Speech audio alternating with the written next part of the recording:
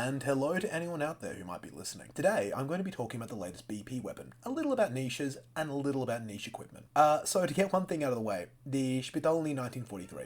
It's kind of terrible. Now, on paper, it looks pretty amazing. Extremely high rate of fire, basically no recoil, extremely great sights, and its primary gimmick, an extremely tight hipfire accuracy. However, there's, kind of one teeny tiny problem. It has the absolute worst damage drop-off of any primary weapon in the game. And it's a serious issue. The very second you get outside of, 20 or 30 meters range, the Spit becomes a pea shooter. Its nearest equivalent in terms of damage drop-off is basically any kind of pistol. And that doesn't really make it super versatile. Getting gameplay footage that looked enticing and fun was actually surprisingly difficult with the Spit because it only functions in this extremely hyper-specific niche role. If you dare attempt to use it for anything other than point-blank hip firing, it completely falls apart. Now, if you take the hipfire accuracy perk and completely understand what you're meant to be doing with the Spit, it's a pretty fun time. The incredibly tight hipfire accuracy means that you're effectively playing a game of Counter-Strike while everybody else is playing Call of Duty or Enlisted. You can instantly swing the center of your screen into somebody's torso or head and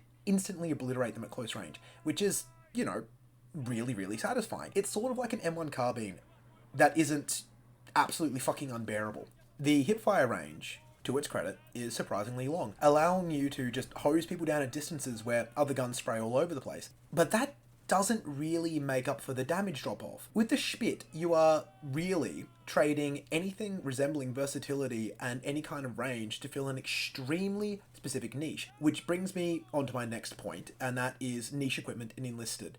Enlisted doesn't have a lot of niche equipment. All that really comes to mind is probably, flamethrowers, Willy Pete grenades, Molotovs, and I guess for guns, the MKB-35 and the grease guns. They have a very specific niche that they are really good at, but when you take them outside of that, they kind of just fall apart. With flamethrowers, it's, point blank range and clearing rooms. And with Molotovs and Willy Pete, it's, blocking an area. With the MKB-35 and grease guns, you kind of have to hold a sight line with them, and you can't really use them offensively because they just don't have the DPS or time to kill to be effective at that. It's kind of a serious issue with the game that there's not a lot of niche weapons. It makes things kind of boring, and it's kind of related to how the community and player base perceives balance.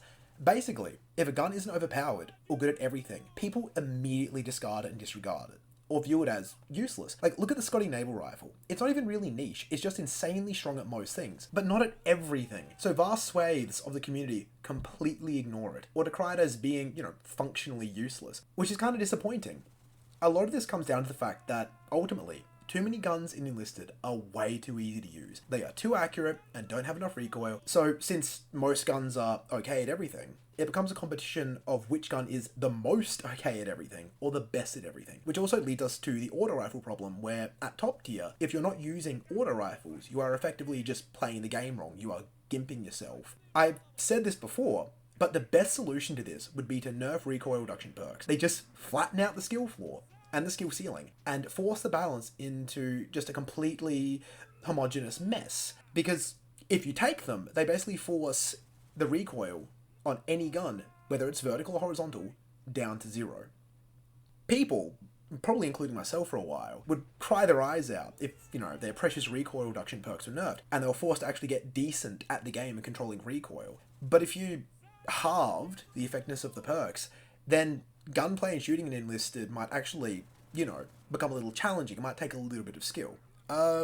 Anyway, to finish off, I guess I want to say that the Spit 1943 is really fun and has a great little niche, but the tiny little hyper-specific compartment it fills is basically redundant. If you're a new player looking for something powerful to help carry you through BR2, or you're a long-term player who wants something overpowered because that's where you like to play, you like to, hyper-meta focus, then I'd avoid it. I wouldn't bother. It's not worth it. But if you are a long-term player or an experienced player who wants something fun, something different to what most guns are in Enlisted, then it's really good. You would be better off using PPS 43s or basically any other Soviet SMG at BR2 to get a much better effect. You can hip fire just as effectively and also use them at medium ranges comparatively. But it's fun. It's fun to be playing Counter-Strike while everybody else is playing a completely different game. That's about it for today.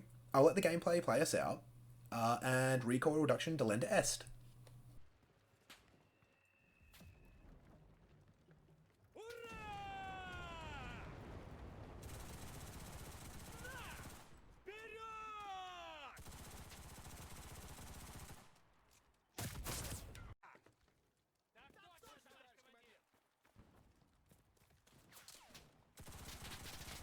Победа будет за нами! Вперед! Этот готов! За родину! Я попал!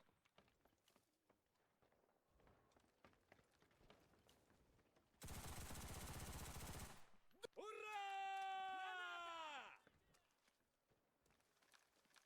Ура!